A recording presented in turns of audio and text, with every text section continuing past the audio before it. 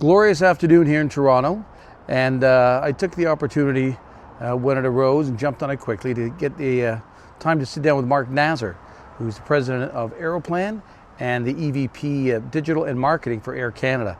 We talked all things loyalty, we talked Wi-Fi on the 737, we talked omelettes, we talked NDC, we covered a whole wide range of topics in this interview. I really appreciate the continued support that we're getting. We love doing these interviews with our industry leaders and our partners. Hope you enjoy it. Here's my time with Mark Nasr, President of Aeroplan and EVP Digital and Marketing for Air Canada. Hope you enjoy it. Well, good afternoon. I'm saying well because I've been traveling so much. I feel like I'm grounded at home in Toronto finally. I'm here with Mark Nasr, who's the EVP Digital and Marketing for Air Canada and also President of Aeroplan. Guilty as charged. Yeah, indeed. That's quite a title. Thanks for meeting with us today. I mean, we're down here at the Air Canada offices in Toronto on the mayhem and disaster on Queen Street, which is just unbelievable what they're doing down there. It's like open heart surgery on an elephant. You see it every day. I couldn't possibly comment. Oh yeah, noted. So I really do. I mean, honestly, you know, Air Canada, you've had so much going on, and it's great to be able to get some time to sit down and talk with you about some different things. One of the things I wanted to touch on, because there's been failures, Canada Jetlines, Lynx Air, there's new entrants coming out. Air Canada's been around since the 30s. But how do you feel about the new entrants into the marketplace and the increased competition, and specifically what the inherent benefit is for consumers when we have this voluminous increase in competition in the marketplace? For sure. Well, first of all, good day, and thanks so much for coming down here, spend some time with us. Look, you know, competition does make us stronger in several ways. First of all, it forces companies to put their best foot forward. It improves innovation in a marketplace because by nature, if you have multiple smart teams working on the same problem, they're going to come up with different ideas. And then, of course, as you have new value propositions, new routes, new products and services, new loyalty, whatever the idea is, introduced into the marketplace, then it can cause another company to react. It can cause even airport authorities or other players in the ecosystem, like in-flight caterers, to react as well. So in general, we sincerely believe that competition is good for the entire ecosystem. What we focus on a lot more is not exactly the competition that we face from other airlines, but it's how competitive the environment is in Canada for airlines and for travel suppliers to operate. And unfortunately, that's where it's not a positive story. We've got some of the highest infrastructure costs in the world. We obviously have very well documented high taxation. We have this user pay model where in most tier 1 countries, air transport, or at least a portion of it, are considered public utilities that are necessary to run infrastructure. Whereas here, Canadian travelers, and by extension, the travel trade and advisors, need to pay for the system. And of course, we have a giant country with, relatively speaking, very few people in it, which means that even if you're in a city like Calgary, our 4th largest city, you're on an island unless you have really good air connectivity. And so our position as we look to the marketplace more broadly and the competition, and you mentioned some of the failures that have occurred this year, is to focus a little less on the airlines themselves, even our competitors, and a little bit more on what can Canada do, what can the different authorities that make up aviation do to create a more dynamic, more efficient ecosystem. So that there can be more travel, that there can be more reasonable costs, because it's so vital to our country and its people. And obviously there'd be an inherent benefit to the consumer if there's any kind of regulatory changes that would impact airfares. Well, is there something in particular that you're focusing on that's heavily regulated, that the consumer is incurring a cost on, or invariably is incurring that cost because of just a pass down and the taxes that are being imposed? Unfortunately, where we have seen regulatory changes in the last few years, they've only served to increase cost for consumers. A great example is APPR and the way in which it's applied. And at the end of the day, even though there are many different elements of the travel ecosystem that make for if a flight is delayed or operates on time, the airlines carry that burden for the entire ecosystem, and of course that's going to manifest itself into price and availability for consumers. There's a study ongoing right now about the airport model in Canada and the ability of airports to go and raise capital or how they operate. So that's interesting. There could be something positive that comes out of that. But in general, this is an overregulated, overtaxed business. And there's been plenty of studies published, but even a free ticket, coast to coast can cost $100 more just in taxes and fees. And in a country as large as ours, where people need to travel for medical care, they need to travel for business, and of course, I would say that they need to travel sometimes to get away from the winter. I would agree. I would agree. Access is really important. Affordability is really important. And with related to access, nice segue, is the NDC and the changes that you've made there. Just in simple terms, just define in a sort of a one statement what NDC represents. For sure. NDC, new distribution capability, is using modern technology to connect to GDSs and directly to travel agencies instead of using old school messaging standards that were defined in the 1960s and 1970s. So maybe to use an analogy, you talked about the Ontario line construction outside. You can have a one-lane road, or I guess a two-lane road, with a 50-kilometer-an-hour speed limit, or you could have a 400 series highway. They both kind of fundamentally do the same thing, which is somebody gets from A to B, they drive on the road. But obviously the 400 series highway has a lot more capability. You can move a lot faster, and you can take a lot more kinds of vehicles on board. Well, that's the difference between the EDIFACT messaging standards and NDC with XML APIs. And there's a lot of benefit that travel advisors actually are the recipient of with NDCs to, as it relates to the consumer and management of the consumer files, right? You want to tell us a bit about that? No, for sure. So, it's been about a year since we launched our NDC strategy with the trade. I'll take a moment, first of all, to say thank you very much to the entire community. From the beginning, we've said that this is going to be a change management process. And we're fully aware that it takes investment of time, investment of dollars to make a transition. And it's not a transition that we were expecting or asking to occur overnight. We've tried to do it in a very collaborative fashion. We've had over 100 different meetings with members of the travel trade, different organizations up and down the value chain, small and large agencies, TMCs, et cetera.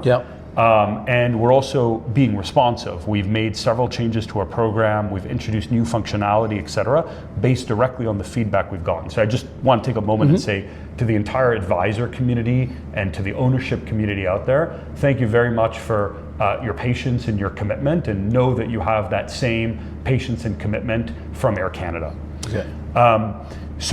Why is this better?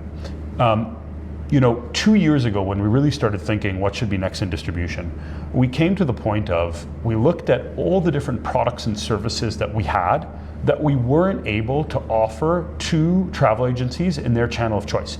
So something as simple as promo codes, and we do a lot of those, discount offers, or something like our Flight Pass product. And we looked out ahead, what's on the revenue management and sales roadmap for the next 5 years. And we saw increasingly there were products and services that are going to make a fundamental difference, probably the best example being continuous pricing, that will actually, most of the time, result in a fundamentally different price point that's available. And those services and products we can only do via the 400 series highway, because the 2-lane country road just can't handle it. And we said to ourselves, we said to ourselves, if we don't draw a line in the sand and start the transition now, we're going to be out ahead of agencies, and what an agency can offer versus what our website or just a small portion of certain distributors can offer, there's going to be too wide of a gap. And we don't want that. In fact, in our goal, just as many tickets will be booked by travel advisors in the future as were booked in the past. We're not looking to affect a shift of less travel advisors. What we need, though, is we need those travel advisors to have the 400 series highway of capabilities, and they can have it through the GDS or they can have it with a direct integration, or they can have it coming to use AC Connects and kind of like the new version of ADO directly with us. But we need them to have those capabilities. And now we're in this kind of change management process of adding these new products and services, but also growing the NDC penetration and the functionality, so that hopefully in another couple of years we arrive at a point where most of the travel trade are on the new standards, and they're able to enjoy that full breadth, and the travel trade have content that's competitive with what we're offering in the direct channel. So how does in terms of syncing of the files and just access to seat selection or meal planning and those sort of things, is there an inherent connectivity between the travel advisor that may have booked that file and allowing the consumer to self-manage as well? That's a great question. So one of the advantages of NDC is there's no copy of the PNR anymore. There's just one PNR, there's always been just one ticket. And when an agency, even if it's through a GDS, is accessing or modifying or creating a PNR, they're actually doing it directly in Air Canada systems. So any of those out of sync conditions or whatever have you, none of that exists anymore in NDC world. There's also the full breadth of Air Canada ancillary content, special service requests, pre-order meal, special meal, all of that is available in NDC. And now we're starting to build bilateral functionality with our partners. So for example, seat assignments with Lufthansa or United, or paid seats with Singapore Airlines, or any of this. And all of that functionality also comes along with. I will say though, and to be perfectly transparent, there are things that NDC still doesn't do as well as the EDIFACT paradigm. And a great example of that is corporate. So we have some work to do. Another great example of that is consolidator and tour tickets, right? And we're fully aware of that. We're getting the feedback. We actually just 2 weeks ago launched our first corporate contract on NDC. The next week we added a second, and they're both big brand names. They're not tiny little companies, but real corporate customers. And through that process and working with some TMCs, we're learning what we need to learn. And over the course of the next 3 months, 6 months, 9 months, a year, we will continue to build out those functionalities, because to be candid, there still are gaps, and those gaps have to be full if we're going to get the whole community to buy. But how's the initial rollout going with those two large corporate brands? It's going well, and they're enjoying not just the technology and the backbone and all that, but they get special access. So for example, corporates that are moving to NDC have no change fees. And so there's a whole value proposition for the end consumer, a value proposition for the trade, and of course a value proposition for Air Canada. Not a quick piece on Air Canada, on Aeroplan. There's always there's always discussion about overcrowding of lounges, particularly in Vancouver and some of the other airports as well. There's been a change to that. Is there with the well, actually, go ahead and tell us the 35K adjustment. And is there any other adjustments that you're going to try and put in place to relieve the overcrowding of some of the lounges? So I'll give you some interesting statistics. Bear with me for a second. Pay attention. Interesting statistic. Will there be a pop quiz later? No, you're going through a lot of stuff, and it's not going to be a pop quiz. Thank God it's being recorded. Pre-COVID, as we all know, we had a much higher mix of business travelers, right? And business travelers tend to arrive at the airport, last minute, no bags, not really looking to enjoy the experience, just get the trip done, get home, right? Post-COVID, our premium cabins are still full. In fact, we have more premium cabin guests than we had pre-COVID, but it's a lot of leisure content. I'm going to go to Venice with the family, that kind of thing, right? What we're finding is the amount of our premium customers that are using the lounge is up quite a bit, and then the amount of time they're spending in the lounge is also up quite a bit. In fact, in the Signature Suite, customers are spending 96% longer post-COVID than they were pre-COVID, and in the Maple Leaf lounges, it's just about 50% longer. So we do have, to be perfectly transparent, in some lounges at some times of day, a capacity issue. But it's not because there's a whole bunch more people that have access. They're staying longer. It's because they're staying longer and more are coming. So what are we doing about it? We're building and expanding lounges. Typically, if you look at the last 15 years or so, Air Canada had 1 or 2 lounge projects active at any given time. Right now we have 12. Oh wow, okay. Where's the biggest the biggest change, you think, in the build out of those lounges? Oh, the investments are happening all throughout the system. Okay. And we are modernizing the lounges because how people are using the lounges are changing. So you'll notice, for example, we have some more shared working space, kind of bench seating. Yep. You'll notice that we've reconfigured how some of the food and beverage works in the newer lounges. Look at the San Francisco lounge for that. Yeah, and the food and beverage, I noted, shortly after I was here for the last interview, the change in the menu and the food in the lounges in Toronto anyways, in the international lounges, a dramatic improvement. And there's still many that are celebrating the parsley omelet still, which is like, you can't, it's funny because some of the stuff you read online in different groups and stuff, some people are like, man, we could do without, but then there's a huge number that just say, just keep the omelet. They love the omelet. Wait, let me ask you just a side note. So we changed the potatoes and the sausage with the omelet. What do you think? It's always risky to ask that on camera. The sausage I'm okay with. Yeah? The potato, not so much. Okay, so we have that's the new potato wedges, right? Almost. Well, not with skin on, but they look like they're down east style potatoes, mashed up a bit in a pot and like a potato wedge. Yeah, that's exactly. So we're actually on our third iteration of potatoes. The sausage is now a pan-fried chicken Parmesan sausage. Yeah, we're getting good feedback. That I'm okay with. And we switched from the wedge potatoes to we tried to do some hash browns. Yeah, that didn't work out well. So now we have these diced potatoes, breakfast potatoes. Yeah. And so, but the feedback's been good so far. What was it that I had the other day? That's another segue on the 737, which it didn't have Wi-Fi on board. How's the transition and the kitting out of Wi-Fi on those aircraft? Were you? So we have 40 737s. Right now, 17 of them are equipped with connectivity. And we're installing the latest and greatest solution. So the product and the experience we can offer on board is fantastic. But obviously they were later to the game here. Mm-hmm. We're going to install about one a week. So between now and this time next year, the 737 MAX fleet will be totally installed. Okay. But we've also got some other tricks up our sleeve as it relates to Wi-Fi. So stay tuned. What the heck is? You can't just throw that out there like that, and no hint of. Well, maybe I'll say in the process of choosing the technology for the 737, what we were able to do is find a whole new set of capabilities that are in the market.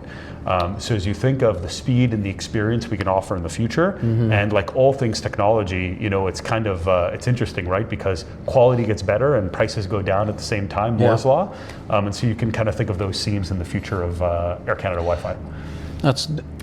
Thank you-ish. Because I'm not letting much go there, but I appreciate that.